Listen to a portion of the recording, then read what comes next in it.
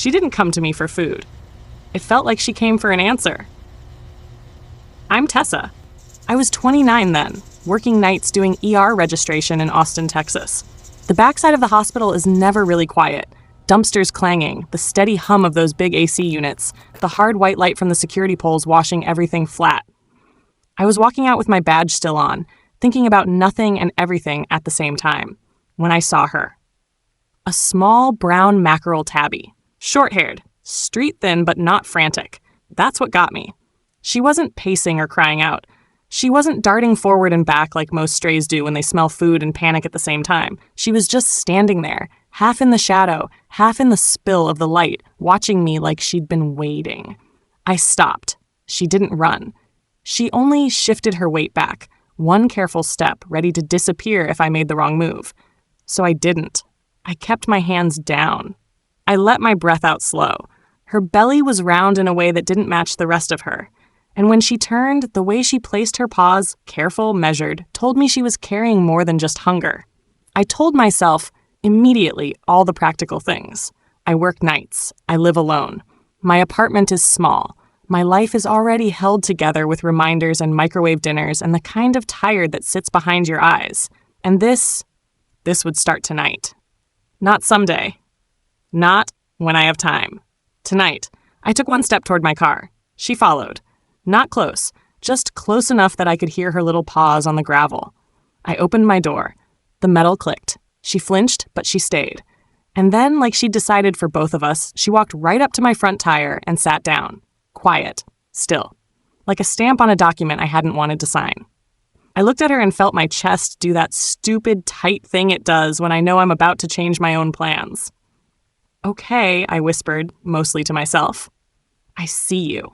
She blinked once, slow, and then she kept staring like she was waiting to see if I meant it. I lifted my phone, thinking I'd take a quick picture, maybe send it to a friend, maybe prove to myself I wasn't imagining this. And as the screen lit up, a white silhouette flickered through the bushes a few feet away. Just a quick flash, there and gone, like my eyes couldn't hold on to it. I stood there a second longer, staring at the bushes like they might explain themselves if I waited. Then I walked over and pushed a few branches aside with the edge of my shoe. Nothing. No eyes, no movement. Just the smell of damp dirt and old leaves. But the grass right in front of it was pressed down in a small oval, like something had been sitting there more than once. Not a random step, a spot. When I turned back, the tabby was still by my tire. She watched me do all of it, meant that her body low, like she was ready to fold herself into the pavement if she had to. I opened my car door a little wider and the hinge squeaked. She flinched hard, shoulders up, ears flat, like the sound hit her in the chest. For a second, I thought she'd bolt. She didn't. She just made herself smaller. Like if she could shrink enough, the world would forget she was there. That did something to me. Not dramatic, just a quiet kind of anger at whatever had taught her that. I could have left food. I could have said, "Sorry, baby," and driven home and told myself I did the sensible thing. Instead, I crouched down, keeping my hands in plain sight, and I spoke the way I do at work when someone's scared and trying not to show it. "Hey, I'm not going to grab you," I said. "I'm just going to move slow, okay?" She blinked once. Her tail didn't move. But she stayed. Getting her into the car was awkward and gentle and way slower than I wanted it to be. I took off my sweatshirt and bunched it up on the passenger seat like a nest. Then I eased her toward it with my forearm instead of my hands, giving her space to choose the direction. She climbed onto the fabric, tense and trembling, and then froze there, pressed low, as if the seat might disappear under her. The ride home was tense in that weird, silent way. The whole time she made these tiny shifting sounds like she couldn't settle. Every time I hit a bump, she went still again. At my apartment, I didn't bring her into the main space. I didn't want bright lights, TV noise, me hovering. I cleared out the little utility closet by the washer and dryer. Dark, quiet, tucked away. I slid a cardboard box in there on its side like a cave, lined it with a soft throw, set down a shallow bowl of water. It wasn't a room. It wasn't a home. It was a place that didn't ask anything from her. I left the closet door cracked. Then I sat on the hallway floor a few feet away and just waited. "I'm not going to rush you," I murmured, more for my own nerves than anything. You decide. She stood there for a long time, nose working, testing the air. Twice she started forward and stopped. Finally, she stepped inside, slow and careful, and disappeared into the box without looking back at me. I stayed on the floor until my legs went numb, just listening to her breathe. That night, hours later, I woke up to a sound so faint I wasn't sure it was real. Not loud, not frantic. Just a soft, careful little call, like someone was trying to be heard without being noticed. In the morning, I felt like I'd barely slept, even though I'd never really gone back under after that sound. When I opened the closet door, she was awake. Not pacing. Not making a mess. Just sitting inside the box with her paws tucked under, watching me like she was taking inventory of who I was going to be today. "Okay," I whispered. "We're going to get you checked out. This time, I did need something solid between us. I borrowed a carrier from a coworker in my building. Knocked on her door like a stranger, hair still damp from a rushed shower, and she handed it over without asking questions. I lined it with a towel. I moved slow. The tabby didn't fight, but her whole body shook like she was trying to be brave and failing. I drove down to a clinic in South Austin with the carrier on my lap because I didn't trust myself not to keep reaching over and checking on her. My fingers were white around the handle. I kept telling myself to loosen up, to breathe, to stop acting like my grip could hold the day together. Inside, it smelled like disinfectant and nervous animals. The waiting room TV was on too loud. Every time the door chimed, she flinched. The vet was kind in that straightforward way. No big speeches, just careful hands and a calm voice. She confirmed what I already knew in my gut. The tabby was close. She needed quiet, steady food and water, and as little stress as possible. Then the front desk person leaned in like she was offering me the easy button. "We can do a stray intake through a shelter partner," she said. "It's usually cheaper, faster. They'll take it from here." I stared at the counter like the words were printed there. Cheaper. Faster. Take it from here. It would have made sense. I work nights. My life runs on alarms and half-finished meals. Handing her over would have been the responsible, logical thing. I could tell myself I'd helped. I could go back to my quiet apartment and my predictable exhaustion. But in the carrier, the tabby stopped trembling. She lifted her head and looked straight at me like she'd done behind the hospital. Not begging, not performing, just looking, like she was waiting to see if I'd disappear the second it got inconvenient. I swallowed, and the word temporary caught somewhere in my throat where it didn't belong. "I'll foster her," I heard myself say. My voice came out steadier than I felt. "I'll take her home." The front desk person blinked, then nodded like she'd heard it all before. Paperwork slid across the counter. A few signatures, a few warnings, a few polite smiles. And the whole time I kept thinking, what did I just do? By the time I got home that evening, I expected her to eat, to collapse, to finally let go. Instead, she stepped back into the closet space, stood up, and pressed herself near the wall. She didn't touch the food. She didn't curl up. She just listened, still as a held breath, like there were footsteps on the other side of the drywall that only she could hear.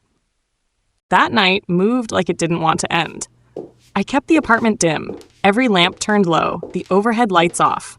I padded around in socks and made my own body smaller, the way I do in the ER when someone's right on the edge and anything too loud might tip them over. No sudden movements, no bright noise. Every so often I'd drift back to the closet door and pause. The tabby would be there, close to the wall, still listening. Her ears kept flicking like she was tracking something I couldn't hear. Then she'd glance at me, and I'd pretend I was just passing by so she wouldn't feel watched. Around midnight, she finally shifted. She stepped into the box, turned in a slow circle, and lowered herself like it took effort. Not dramatic, just tired. The kind of tired that comes from being on alert for too long. I sat on the hallway floor again, back against the opposite wall. I didn't try to pet her. I didn't reach in. I just stayed present in the quiet, breathing evenly, letting my body say, "I'm here. I'm not going to make you earn it." That's when a memory hit me so sharply it felt out of place. I was 8, maybe 9. My mom and I had found a kitten behind a grocery store, tucked under a pallet. I remember the way it stared at us, the same kind of still stare. My mom had hesitated, then said, "We can't." And we walked away. For years, what haunted me wasn't wondering what happened to the kitten. It was the way I'd learned how easy it was to leave. Sitting there in my hallway, I realized I didn't want to practice that lesson again. Sometime after 1, the Tabby's breathing changed. Her body tightened, then released, tightened again. I knew enough from friends and coworkers to understand what was happening, but I still felt useless. Like all I could offer was permission for her to do what she was already going to do. "It's okay," I whispered, barely sound at all. "I'm right here." 1 kitten came, small and dark, then another, then a third. I kept my hands to myself, only shifting closer when she looked up, wide-eyed, like she needed to confirm I hadn't vanished. Each time, I breathed slow. Each time, she went back to the work of it. And then the 4th arrived. I leaned just enough to see, and my breath caught so hard my chest hurt. 2 of them were pure white, not cream, not pale, white like paper. Their ears looked pink in the low light, almost translucent, and their closed eyes and tiny noses looked softer against that bright fur. I stared at them, stunned, and heard myself think, how? From an ordinary tabby? The tabby pulled them in close, like she knew they were different, like she was trying to cover them with her own body. I reached for my phone without thinking, just to get a little more light. The screen glow was barely anything, but the white kittens went still anyway. Like the sudden change in light and heat near them made their bodies pause. I turned it away immediately. "Sorry," I breathed. Then I shifted the towel a fraction, just to block that glow and keep everything steady. The mother cat settled deeper over all 4, and the room went quiet again, except for her breathing and the tiny, determined movements beneath her. The next day, I moved through my apartment like it belonged to them now. Not in a dramatic way. Just small changes that added up. I hung a thin curtain over the window to soften the daylight. I kept the TV off. I stopped letting cabinet doors swing shut. I set up a little corner of the closet so the box felt steadier, like it wasn't going to shift under her. The mother cat barely left the kittens. When she did, it was quick. Water, a few bites, then right back. And I noticed something else right away. She kept the 2 white kittens tucked closer to her body, almost under her chin, like she was trying to hide them from the room itself. I called the clinic and explained what had happened in the middle of the night, trying to sound calm even though I kept replaying those tiny white faces in my head. They asked a few basic questions, told me what to watch for in general, and suggested I bring everyone in for a check once they were a few days older and stable. Those first days blurred together. Sleep in scraps. Laundry I forgot in the washer. Coffee that went cold on the counter. Every few hours, I'd kneel by the closet and just look, counting heads without touching, making sure everyone was breathing, making sure the mother cat didn't look like she was carrying the whole world alone. On the 3rd day, I packed them up for the follow-up. Carefully. Slow. The mother cat didn't love it, but she didn't fight me the way I expected. She just watched my hands like she was memorizing what kind of person I was when I had to move her babies. At the clinic, the vet was gentle and honest. She said it can happen. Albino kittens can be born to parents who don't look anything like that, but 2-in-1 litter was uncommon. Rare enough that it made people curious. Rare enough that it made people talk. The front desk person overheard the word albino, and her whole face changed. Like I'd said, winning lottery ticket. "Oh, wow," she said. "Those will get adopted fast. We can put them in a special program, People look for that." I felt my stomach drop, not because she was wrong, but because I understood what fast could mean. Forms, lists, a smooth handoff. A version of the story where the mother cat didn't get a say. She kept it polite, but there was a pressure under it. A suggestion that the responsible thing was to turn the rare part over to the system before I got too attached, before it got complicated. "We don't do anything without you agreeing," she added, reading my face. "But if you want to transfer the kittens once they're weaned, it's easier to start the process early." Start early. Plan ahead. Like these were items on a schedule. I nodded, like I was listening, like I was a normal person making normal decisions. But when we got home, the mother cat stepped back into her box, gathered all 4 kittens in close, and settled over them like a lid. I stood in the doorway of the closet, holding my breath. A couple hours later, my phone buzzed with a follow-up message. If I wanted to move the kittens into that program, they'd need an answer soon. basically within the next week, so they could reserve space.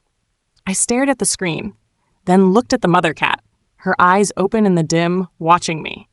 And all I could think was, if I agree to this, am I helping? Or am I breaking the first promise I never even said out loud? That week, I lived with my phone face down, like if I didn't see the message, I wouldn't have to answer it. But it didn't go away. It sat in the back of my mind through my shifts, through the drive home on empty streets, through the moments when I stood in my kitchen staring at nothing, trying to remember if I'd eaten. On paper, the right move was obvious. Hand the rare kittens over to people with resources, with a waiting list, with experience. Let someone else carry the weight. Let the system do what it's built to do. And still, every time I pictured it, I saw the mother cat's body curl around all 4 babies like she was closing a door. Giving them up wouldn't just be paperwork. It would be a split, a handoff, a clean separation that made sense to adults and meant nothing to her. The other option, keeping them under my care, felt reckless. I work nights. I don't have family in town. I'm not made of money. I'd be deciding that my exhaustion in my apartment and my uneven schedule were good enough for a family that had already been through too much. And then there was the part I didn't like admitting. Attachment. I wasn't scared of kittens. I wasn't even scared of the work. I was scared of what happens to me when I start protecting something. How fast my life rearranges itself. How quickly I stop making plans for myself and start making them around someone else's needs. I've done it before. Not with pets, with people, with situations, with promises I thought I could manage. That evening, after I fed the mother cat and refreshed the water, I sat down on the hallway floor by the closet again.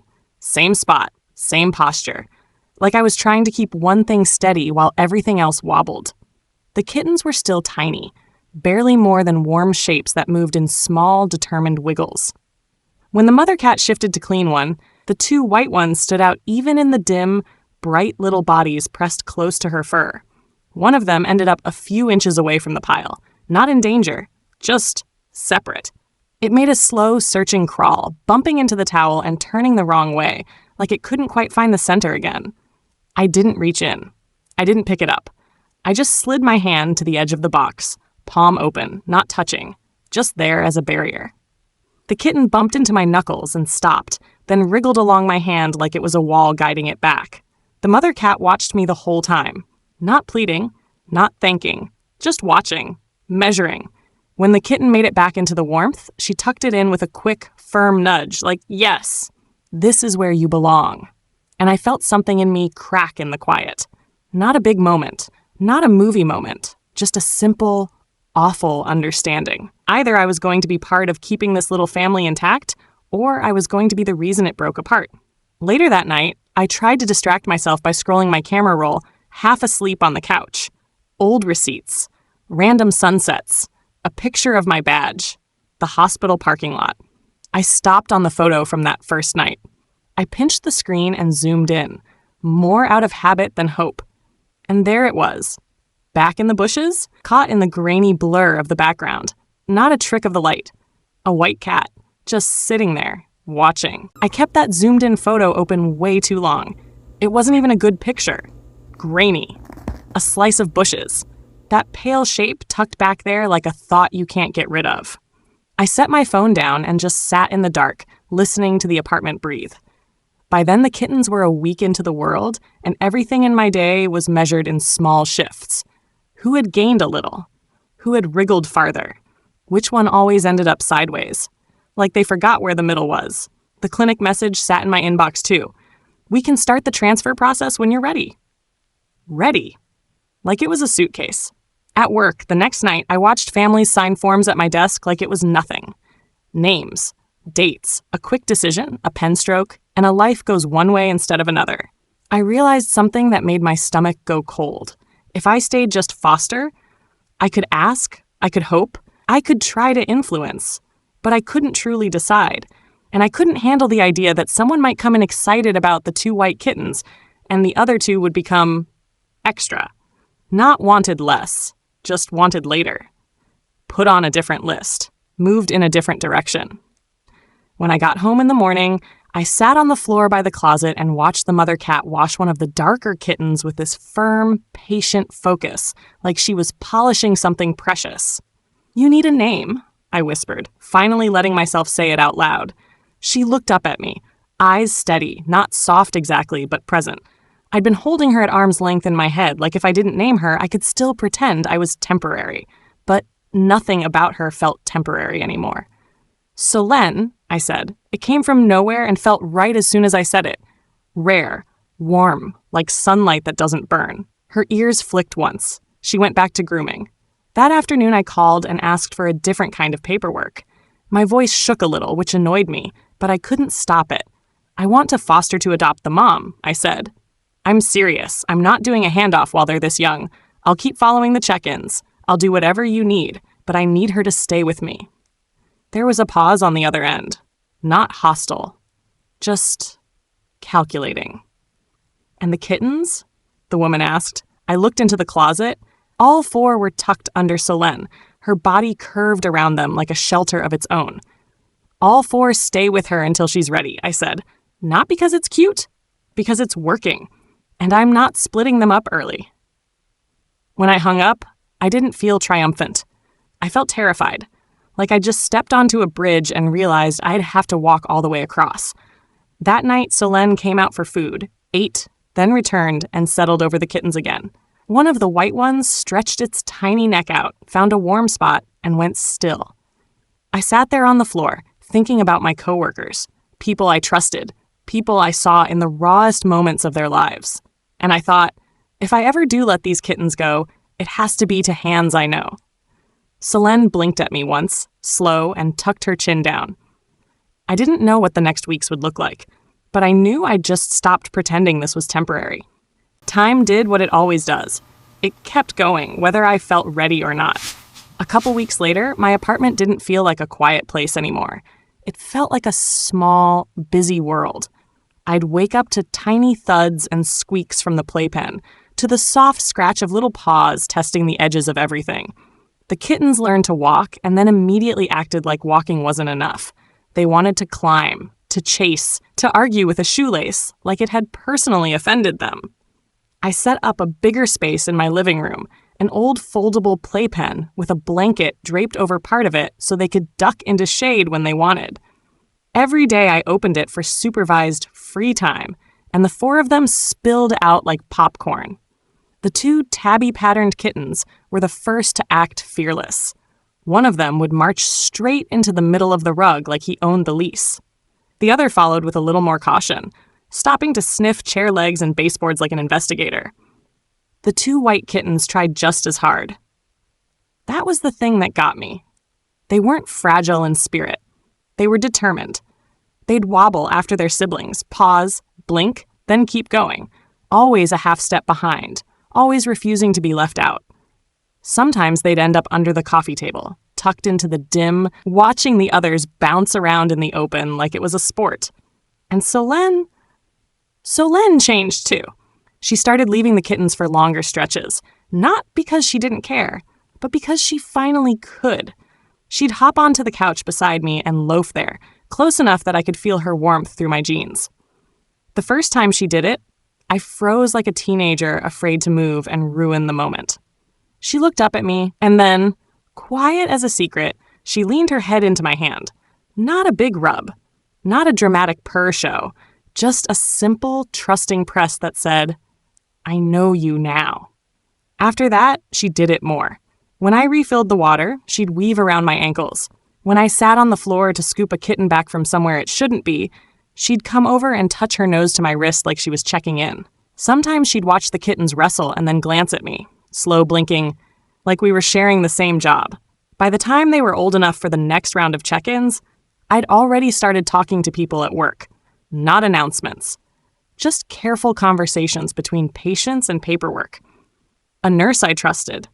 A tech who always brought extra snacks for long shifts. A coworker who'd once told me she'd lost her cat and still couldn't talk about it without tearing up. When I finally felt Solène loosening her grip, when she stopped sprinting over every time a kitten squeaked, when she'd stay on the couch while they explored, I knew what that meant. Not that she wanted them gone, just that she believed they would be okay. So I didn't hand them off to strangers. I didn't let rare decide their future. I placed them the way you place something breakable, slowly, with people who understood. 2 went together because they slept tangled like they shared one heartbeat. The other 2 went to colleagues who lived close enough that updates wouldn't be a polite lie. And I made it clear, no pressure, no guilt, that if it didn't work, they came back to me. The night the apartment got quieter, I sat on the couch and waited for the ache. Solène jumped up beside me, circled once, and settled against my thigh like she'd been doing it forever. I pulled up that old photo one last time. The bushes, the blur, the white shape I still couldn't explain. And for the first time, it didn't feel like an unfinished mystery. It felt like a reminder. Some stories don't give you every answer, but sometimes they give you a choice in the middle of the dark. And you don't have to get it perfect. You just have to stay.